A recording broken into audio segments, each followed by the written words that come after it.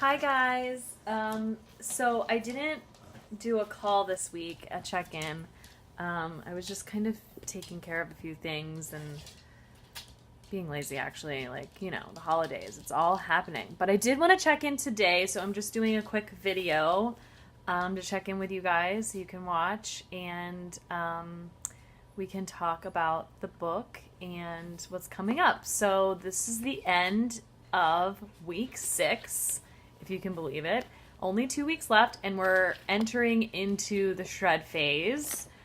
So it's going to be a little bit more intense. The workouts are a little more intense for the next 2 weeks, which is, I'm definitely welcoming at this point because of all the crazy eating and drinking I've been doing for the holidays. About to pop a bottle of wine any minute now. Anyway.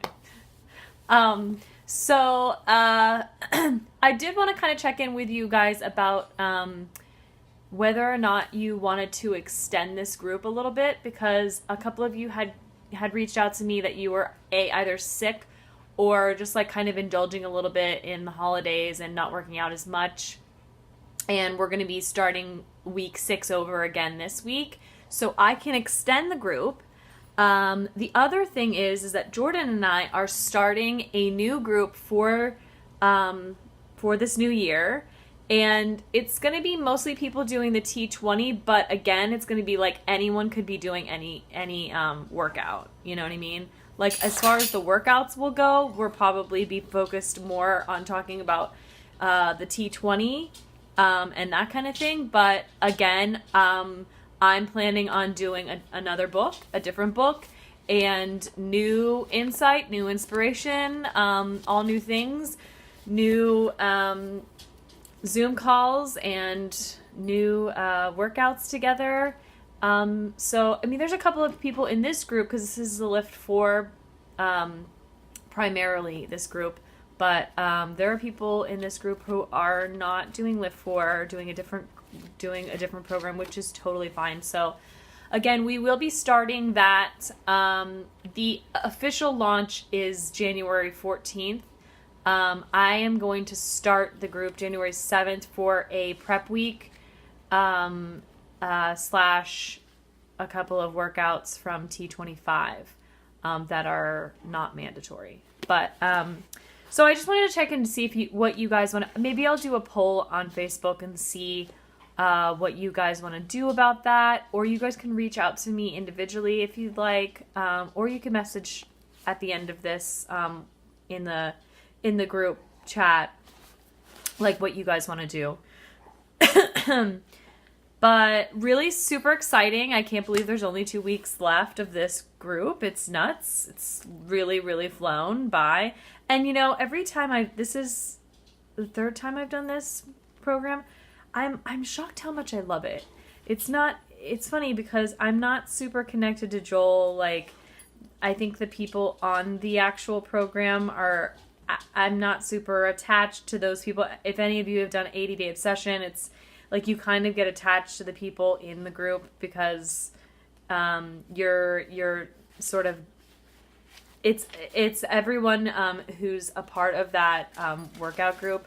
They're all in it in every single episode or workout, and it's like an episode. It really is you're kind of you're watching, you're binge watching TV because you become attached to these characters, but they're real life humans, and you kind of feel like you're part of the group.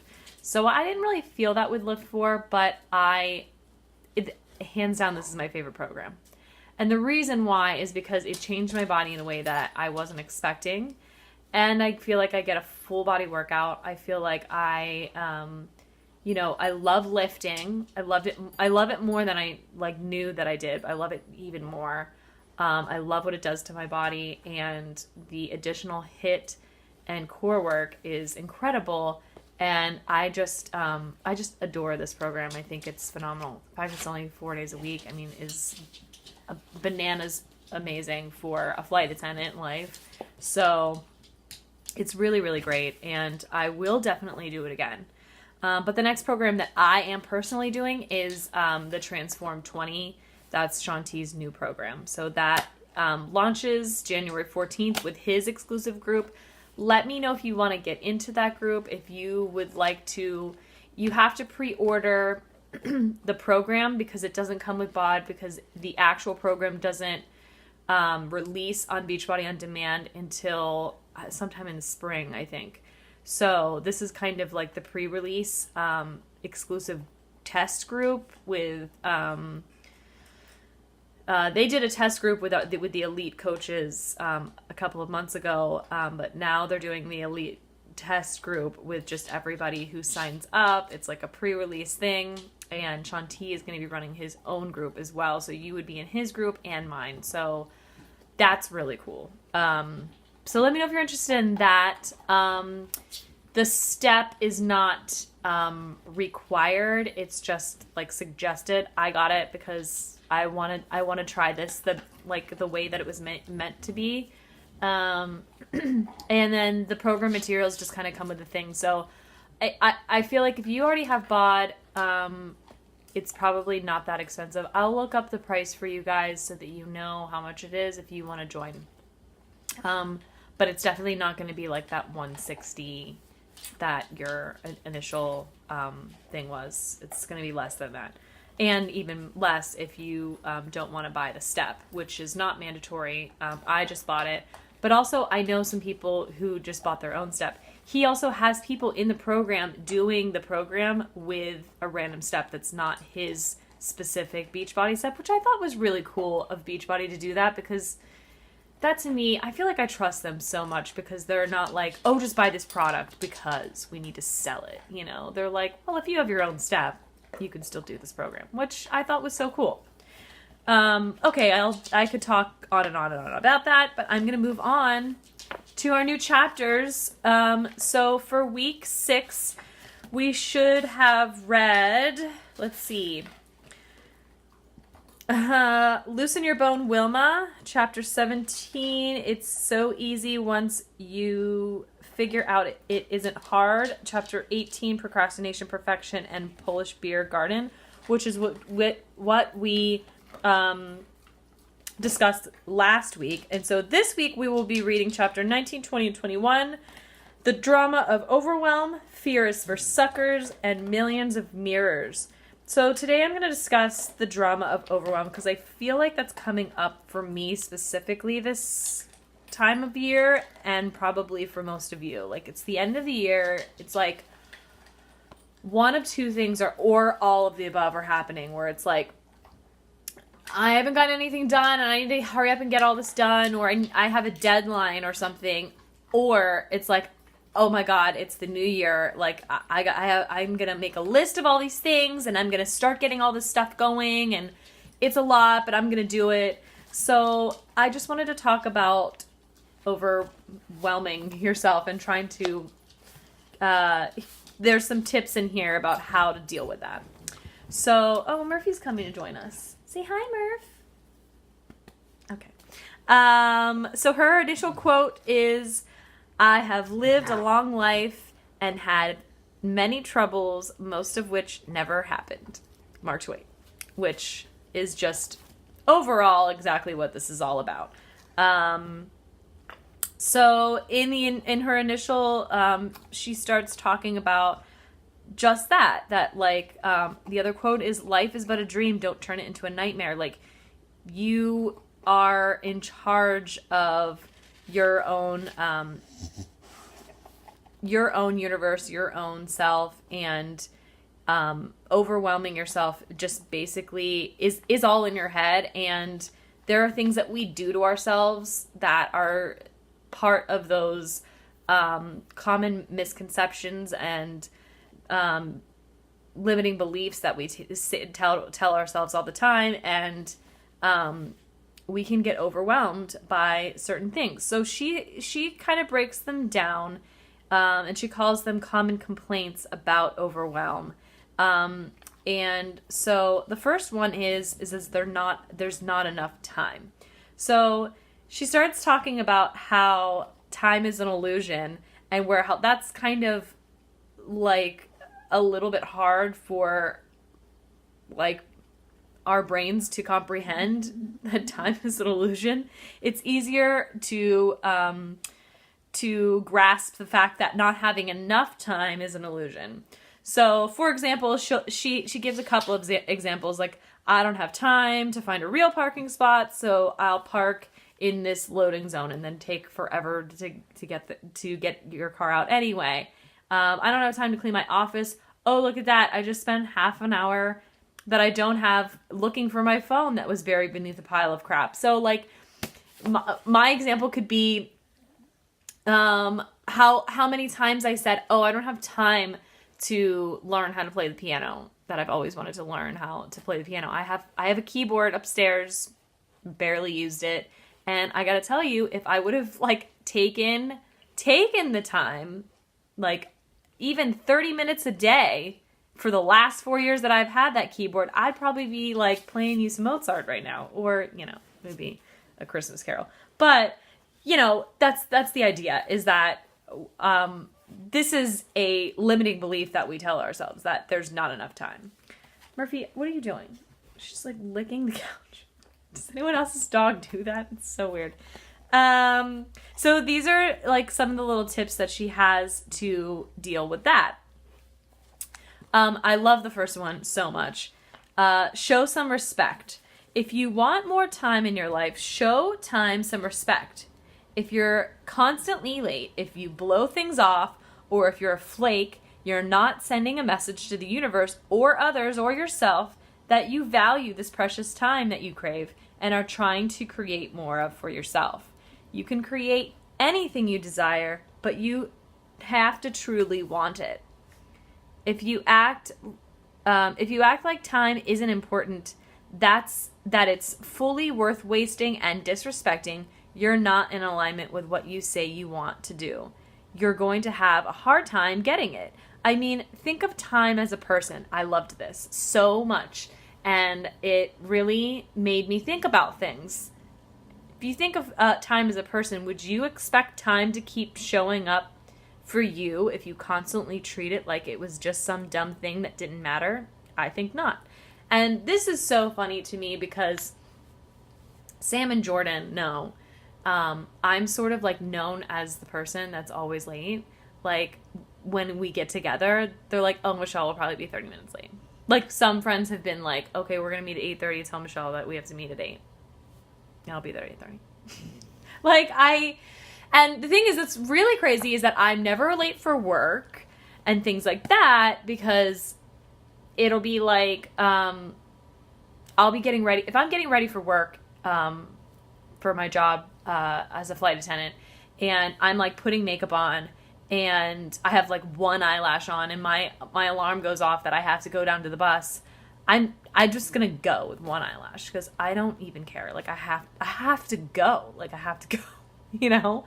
But when I'm with friends, it's more relaxed. I totally take it for granted, and I want a full face. Like, I just, you know, I just don't.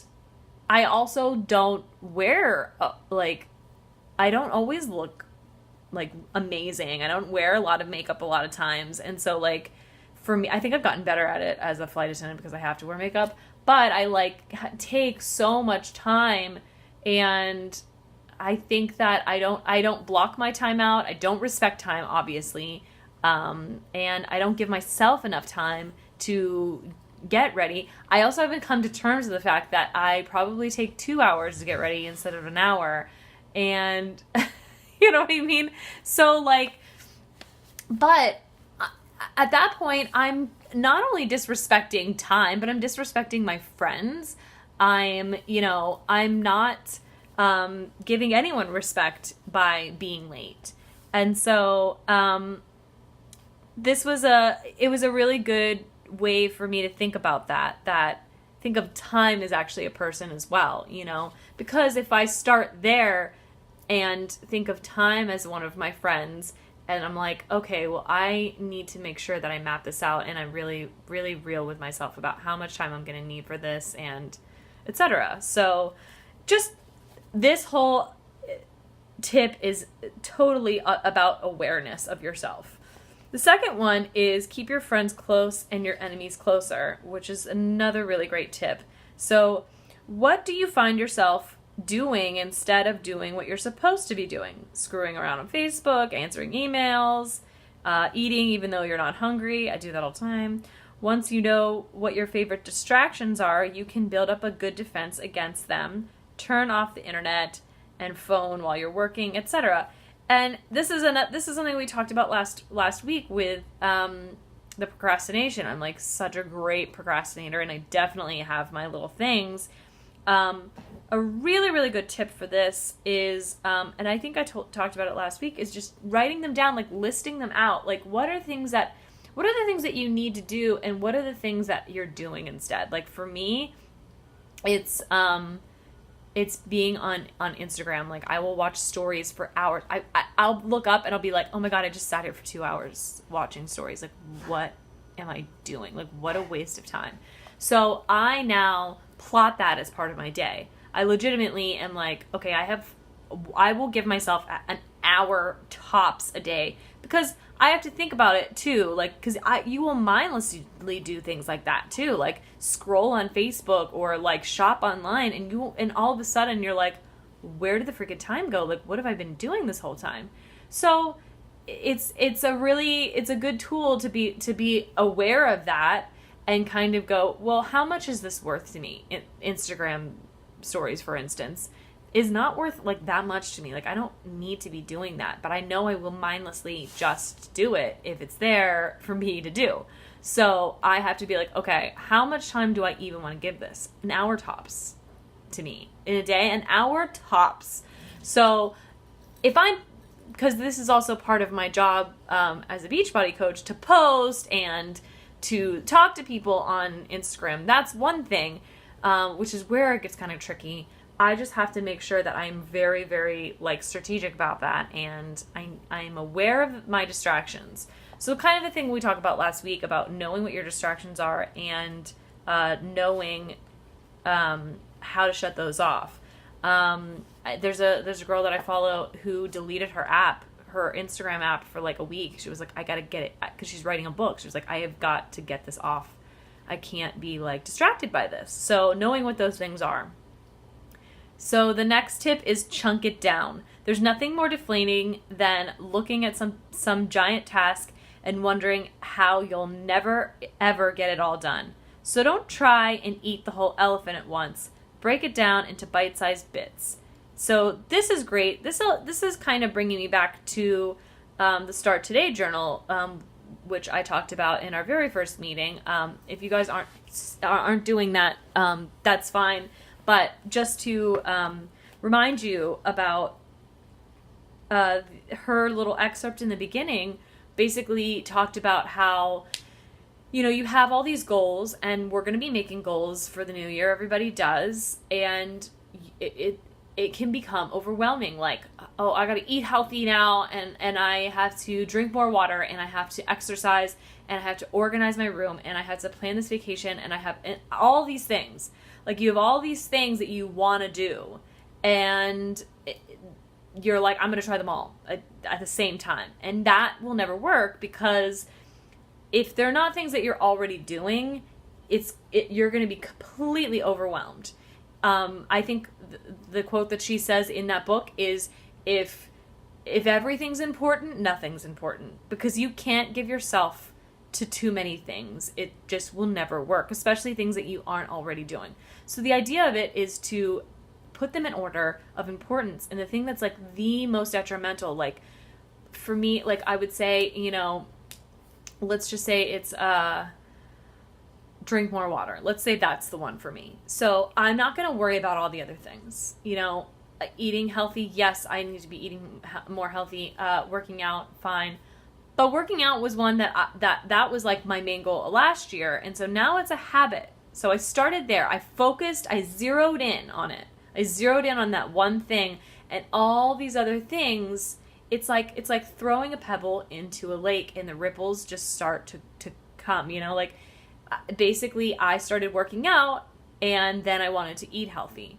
And so that came later, but now that they're both a habit, my next habit is drinking more water, because that's something I'm totally like lacking in at this point. But just focusing on the one thing, it'll spread out to other things. So that was that tip. What else did she say about that? Chunking it down works great for time too. For example, if you're working on designing a new website, instead of setting aside the entire workday, decide that you'll work in hour-long chunks. So this is great too, because again, like I said earlier, my example about the piano, if I had just decided I'm gonna just make myself practice 1 hour a day, 4 years later, I would know how to play the piano. So it's like, I think we overwhelm ourselves because it's such a big task, and especially something like that we don't know how to do, and it's hard and it's difficult and it doesn't make sense. You have to push through that, but you have to give yourself little breaks. You can't be doing it at all times. You can't be like. So, for instance, for me, I'm starting to build my website right now, and I will burn myself out. I've been starting to read High Performance Habits by Brendon Burchard, and one of his tips, and this is like an invaluable tip, this is like an amazing thing. The people who wrote and put together his planner are people who are from Harvard and all these other Ivy League schools, all these high performance people. They did all this research, and they found that the brain just starts to fog after an hour. And if you push through it, you are going to burn yourself out.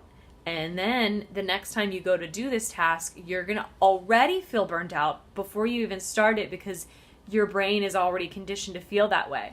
So you have to take breaks. So usually at 50 minutes, they've found you don't feel burnt out yet.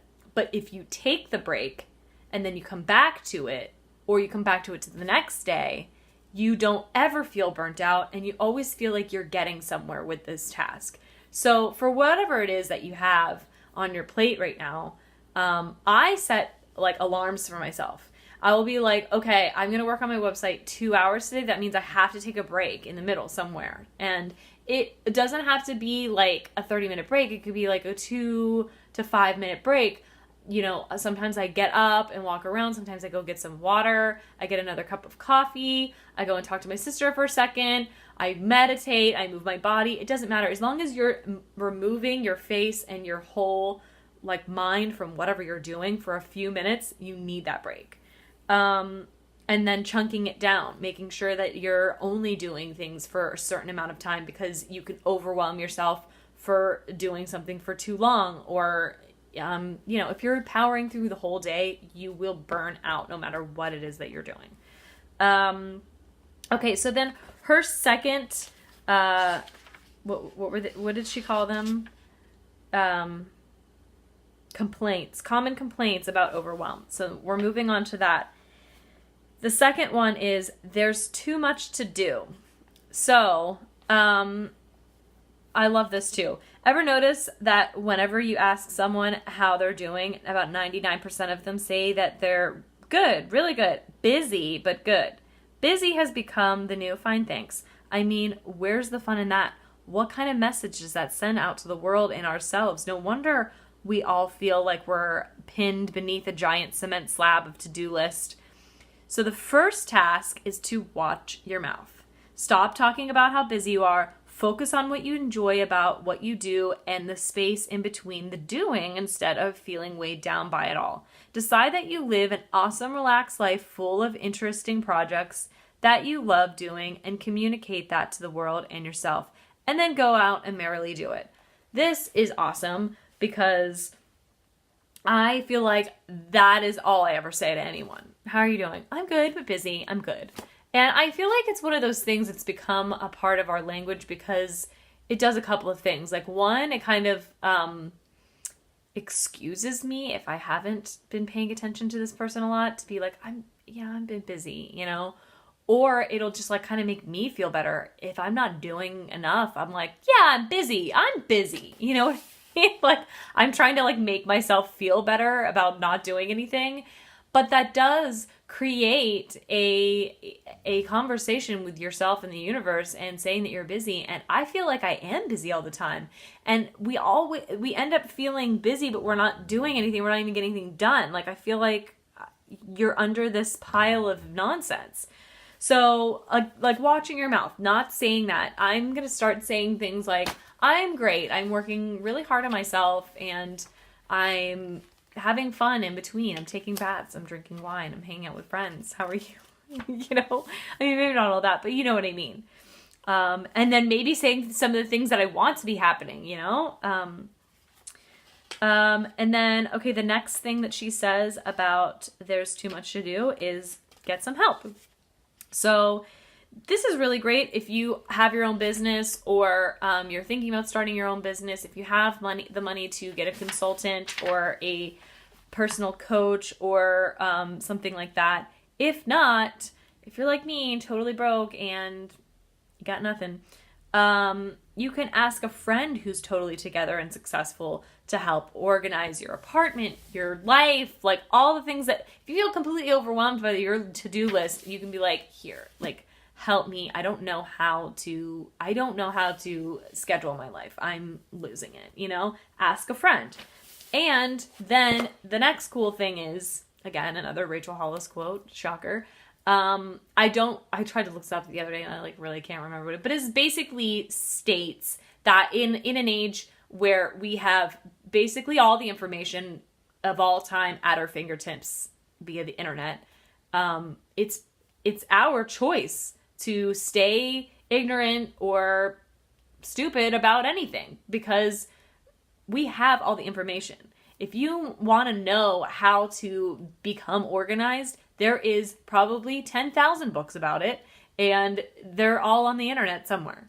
So that's a really great tool. You just have to keep, like, there's a lot of bullshit on the internet, but there's a lot of really, really great information, and you just need to, like, if you find one really great thing, it'll take you to the next thing. I mean, there's just, I don't know how many times I've stumbled upon something and just, like, went down this wormhole of the internet, and, like, all of a sudden I have, like, 10 books on my to-do, in my inbox. Like, I'm going to buy all those books and whatever. You know what I mean? And the other part of it too is, like, she also promotes surrounding yourself around people who pump you up, who are successful, because they're the people who are going to make you want to be successful, light a fire in your ass to do something. And, she would say things like, well, I can't have friends, like, I can't just, like, call Oprah up, or, like, Tony Robbins, those are the kind of friends that she was like, those are the kinds of friends I want, and I don't have any of those friends. So she was like, so what I did was I became friends with them. I followed them on every platform that they had.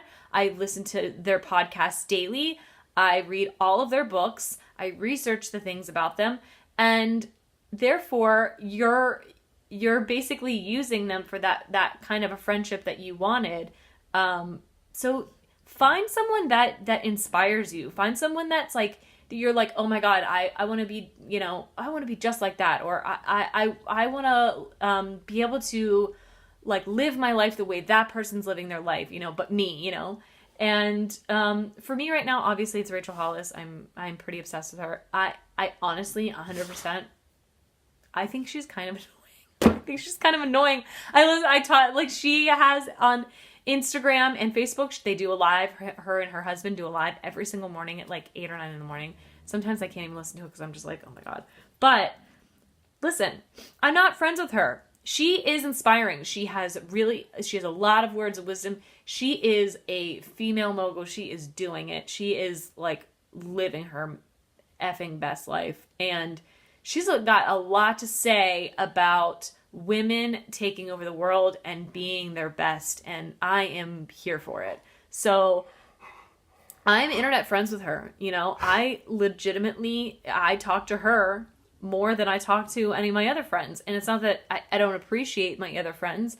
It's that, we're all trying to get somewhere, all of us, you know, and I'm actually very lucky. I have a lot of really great friends, and we have each other's backs, and we really pump each other up. But I think we're all on the same level right now. Like, not one of us is like kind of ahead of the other one. So I'm looking for someone who's ahead of the game to be like, this is what you have to do, you know, here's the answer, you know? So that was, find someone who inspires you that's doing it, like doing the damn thing, and really get into them. Like, listen, if they have a podcast, if you need someone, I have several. If you need any suggestions, I have so many that you can have. I mean, Jensen Cheryl is one of them. She has, I don't know if she has a podcast. I haven't researched that. But she has an Instagram handle. I read all the things that she puts up. I watch her stories, and I love her because she's so real. She actually kind of reminds me of my therapist a lot, which is funny. Okay, I've been talking for 30 minutes, so I'm going to wrap this up. The next one is get into reality. So sometimes we take on more than we can chew because we think we have to do it all, or that it would all fall apart if we don't do everything. This is, again, going back to that thing where it's like, if everything's important, nothing's important. So her suggestion is make your to-do list. Look at it. What needs to happen right now? What can wait? Put these things on 2 separate lists. Hide the wait list. What are the important tasks on the now list? So even like the wait list, just put it away for a while. The now list, even go through that. What are the most important ones on this? You know, get it really, really tight and defined. So the shorter your list that you're working with, the better you're going to feel, and the less overwhelmed you're going to feel, and the more propelled you are going to be like, that's the thing I need to work on. I know now. This is it. I'm zeroing in. And remember, you're not going to get it all done, so stop stressing about it. Do what you can, or do what you can do in joy instead of trying to do it all in misery. Great quote. Okay. I'm going to skip all that because it just goes on and on and on about that. Remember that you are number one. So put your priorities first, and don't check emails or voice messages or Facebook until you've gotten into your day and accomplished some of your tasks. So this is, I think I talked about this the other week too, was eating the frog. So whatever the thing is like the biggest thing that you absolutely like don't want to do, or is the hardest for you to get into, do that thing first in the day. If that's working out for you, that used to be mine, was working out. Working out used to be my hardest one. I'd be like, I don't want to do it. And your like daily schedule may be different than mine, but like around 4:00, I'm like dead. Just absolutely dead. I wake up like a bat out of hell. I am like ready for the world. I am bright-eyed and bushy-tailed. I am like one of those people that you want to smack in the morning because I have so much freaking energy. I drink coffee, but I probably don't need it. 4:00 hits, and I'm just like, forget everything. It's like I just smoked a huge blunt because I'm just like, I don't care. I'm over it. So I know that about myself, so I don't schedule any of my important tasks after 4 p.m. because I'm not going to do it. I'm legit not going to do it. I'm so hyped right now because I'm talking to you guys, and I've become hyped, but usually I have to do this before 4 because I don't have the energy to talk to you guys like this. But I really didn't do that much tonight. Today's my rest day. I didn't even work out. So, so yeah, take care of the big things first. Eat the frog. And then the number 3 belief is I'm exhausted. The belief that taking time off will cause your entire life to collapse is not only unhealthy, but it's arrogant. The world will go on if you stop working. If you don't take some time off, your body will eventually put its foot down and make you sick. And this is something I posted about the other day, not even having thought about this chapter, but it was something I had to do. I was physically exhausted. I literally I woke up and I felt like not like that bright-eyed bushy-tail girl, but like a truck had run me over. I was like dead. And I wasn't even sick. I was coming off of being sick the week before, so I mean that could have been part of it. But I was also like living in an airport a lot this month, and my diet has not been great, which also affects me. So I don't know, whatever it was, I felt like hell. And I knew I just had to take a day off. I didn't work that day at all. I barely posted anything. I didn't do very much of anything. I did work out because I knew that would help me feel better. But I relaxed and chilled the F out that day because I knew that if I didn't take that time to really like focus on me and center it in and take a little like vacation, I was going to get sick again. Because that is exactly what happens, especially around this time when you're eating weird crap, you're not really taking care of yourself, you're drinking too much, the stress of traveling and all that stuff. You will get sick because of all of that if you don't take care of yourself and stop and just allow yourself to be for a minute. So I had to do that, and I knew that, like, for me, like, I have to perform at 1,000% or I feel like I've failed, which is something I need to work on. But I know that I can't perform at 1,000% when I'm like that. And if I would have pushed through, I would have been performing at about like 50%, and I would not have been proud of my work, and I would have been even more upset. So I was like, gotta take the day, come back at 1,000% tomorrow. So do that for you. And number 4 always is love yourself. You're doing an awesome job. And on that note, you guys are doing a freaking phenomenal job. I hope you are so proud of yourself. Even if you've only done a couple of the workouts, you're doing something. And you made a decision to do something for you. And I'm so proud of you that you've done it. Even if you've taken this week off, I know a couple of you are like super concerned, like, oh no, I haven't been keeping up. Don't be hard on yourself. This is the holidays. This is the reason why I did this particular program for the holidays, because it's so easy to catch up. No big deal.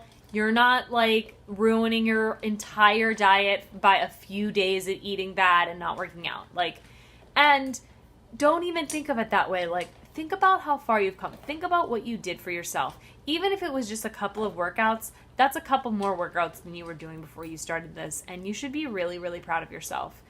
And for everyone who's done every single workout, I mean, man, wow, like, look what you've done. Like, that's a huge accomplishment, a very huge accomplishment, and you should be really, really proud of yourself. Everyone should be proud of themselves, no matter what level you're on or where you are. You guys are doing a phenomenal job. I'm going to try to do a little posty on New Year's. Something happened and I'm not working anymore. I'll talk about it later. Maybe I'll tell you guys later. So I'm not working anymore. So I'm going to do a little post on New Year's just to like check in with you. I'm going to post right now about the live workout I'm going to do on New Year's Day. It's going to be late because we're all going to be drinking, I'm sure. But I think it would be fun to just like kick off the new year with a group workout. I hope you guys will join.